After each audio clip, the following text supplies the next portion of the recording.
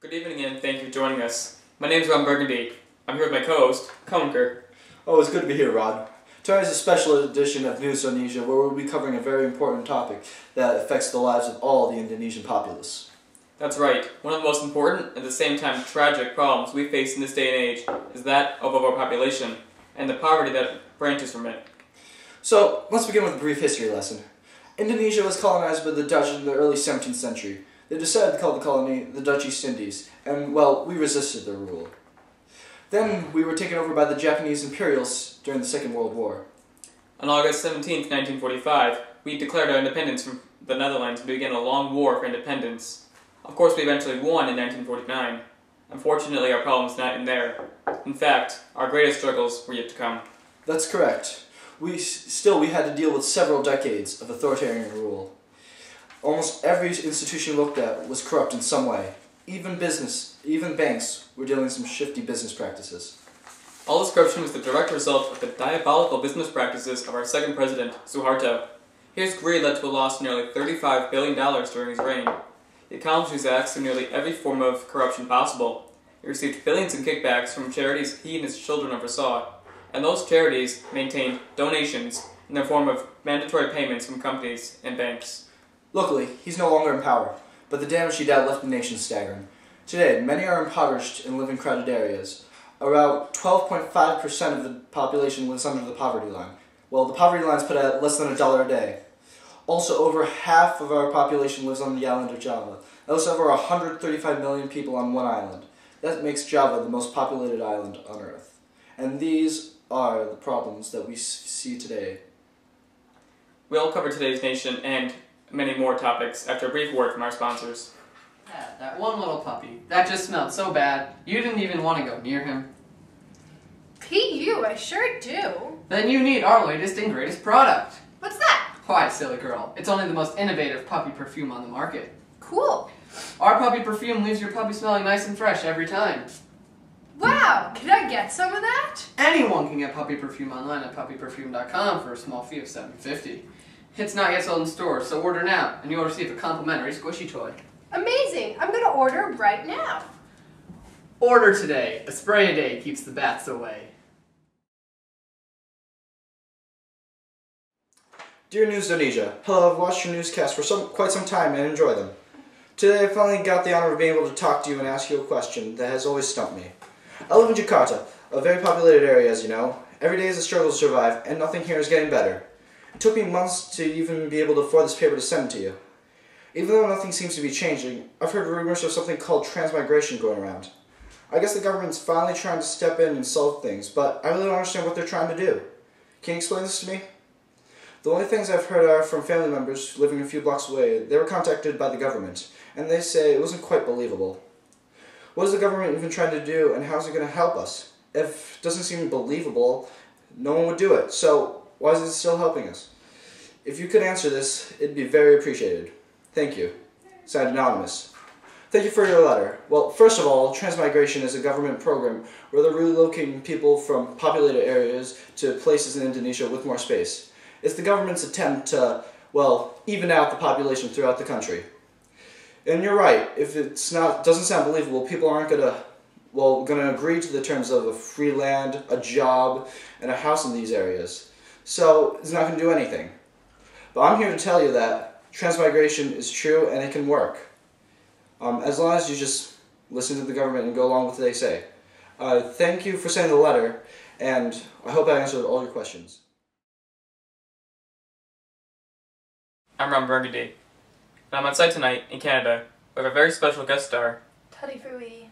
and a very special program lined up for you tonight. So let's begin. Where are you from? Jakarta, Indonesia. What's your line of work? I fish for a living. Why did you leave Jakarta? I left because I was poor, unable to pay debts, and unable to sustain my family. Why didn't you just leave to another location in Indonesia? I didn't trust the government's promise of transmigration. How are the living conditions?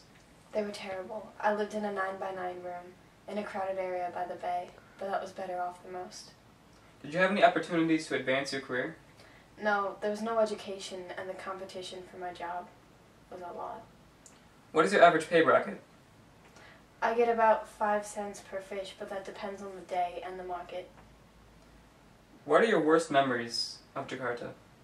For 3 weeks, the fish stopped coming and I had no income or food. How did you get here? I got a ride on a cargo ship and it ended up in Canada. What do you plan on doing next? I plan to keep on fishing and try to live a prosperous life. Thank you. This is our special guest tonight, Teddy Faridi. And I'm Ron Burgundy. I'm getting tired of my plain old bag of saltines. Not to worry, dear citizen. Burgundy shrimp crackers will add a new, invigorating taste to your stupid, boring day. They sound delicious. Tell me more. Well, the great thing about Burgundy shrimp crackers is that they taste just like shrimp. No need to go fishing tonight. So you're saying that it'll save me time. But is it expensive? Not at all. They only cost $1 a box. Perfect. But where can I buy some? Burgundy shrimp crackers can only be found at the local fish markets. Sounds great. I'm gonna go buy some right now. Buy today. Burgundy shrimp crackers, better than last night's catch. Welcome back. Where we last left off, we covered the perils our young nation faced in its first few years of existence. That's correct. Almost immediately after we began our sovereignty, we fell victim to the crony capitalism of Suharto through his charitable donations and his effective siphoning of money through private corporations, such as the oil industry. One of the most serious issues affecting Indonesia in terms of finances was the 1997 Asian financial crisis. During the crisis, the rupee had decreased to almost 20% of its original value, prompting enormous issues with high debts on foreign currency. The reasons behind these problems were later associated with poor financial treatment and crony capitalism. Now the economy is slowly recuperating. This is due to the intervention of the International Monetary Fund, or the IMF. This is, however, not a good thing, due to its one-size-fits-all policy, which required such mandates as an overall reduction in national debt. This made many nations reduce their social programming, leading to further poverty. Of course, with such crony capitalism under Suharto, social programs were not adequately cut, and IMF funding was delayed. Leaders in the Indonesian New Order decided to take different measures that in reality did nothing to halt the continued failure of bonds and loans within the nation. Amidst the withdrawal of $150 billion in capital from Indonesia by foreign banks, Suharto attempted to reinstill confidence in the financial system. It was only after the IMF agreed to aid us and the eventual resignation of Suharto in May 1998 that our economy began a slow rebound.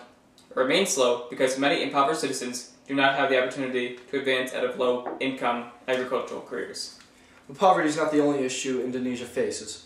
As we stated earlier, the island of Java is home to over 130 million people. Overall, our nation includes roughly 245,500,000 people distributed over 700,000 square miles. This leaves around 351 people per square mile.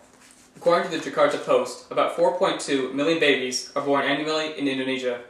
The reason population has increased at such an astronomical rate is due to the lack of any state-controlled birth control programs and policies such as those in China.